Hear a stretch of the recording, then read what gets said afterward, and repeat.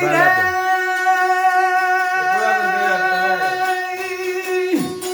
Abele derey kenarından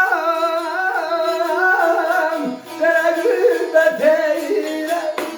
Məzaili alacağım bu, məzaili. Sen saman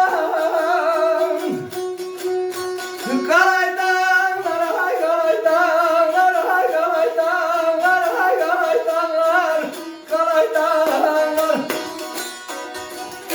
İgidlər oylağı, qəhrəman Şəki torpağı, həmişə hörmətlə qarşılayıblar gələn hər qonağı. Zahid qardaşım Vadoğlu'na xüsusi minnətdarlığımızı bildiririk. Özü cənab prezidentimiz, Ali Başkomandanımız, Zəfər ordumuzun komandanı, bizim fəxrimiz, Heydəroğlu İlham Əliyev cənabları şəxsən Zahid müəllimin qonaq olub. Bu möhtəşəm, gözəl məkanda. Sənətkarımızdır, iftixarımızdır, qardaşımızdır. Mən də ehtiram görəm boylu, bizi işıqlandırır Ruslan qardaşım. Mənim qoynuma girib, elə deyim, Rəşad qardaşım, böyük qardaşım, Şəmşirdən, Zahid qardaşım, Şəmşirdən və sazı elə mükəmməl, belə deyim də, performansla müşahidə edən, ifa edən Gədəbəyli balası, Darvaroğlu, hörmətli xaynəndəmiz, sənətkarımız Tural müəllim Habiloğlu. Abele derey halalık ver, dere kurbanlarısın. Vay vay vay vay!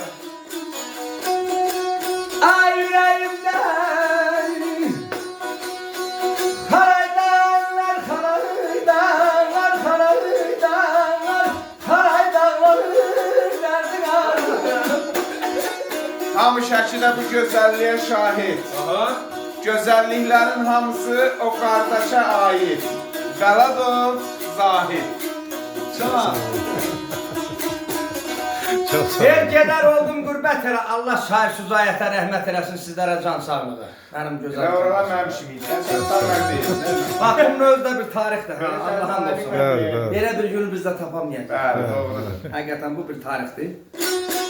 Dedik, həm qoy könlüm şad olsun, həm də elə xeyrimizi bu gözəl qardaşa verək.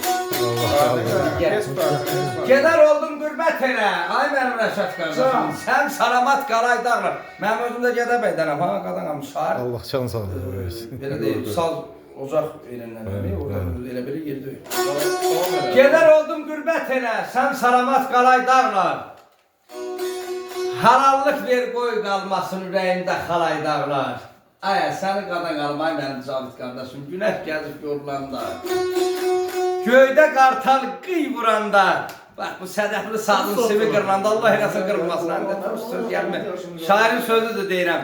Deyir, sədəfli sazın sivi qırılanda məni yada saray dağlar. Məni yada saray dağlar.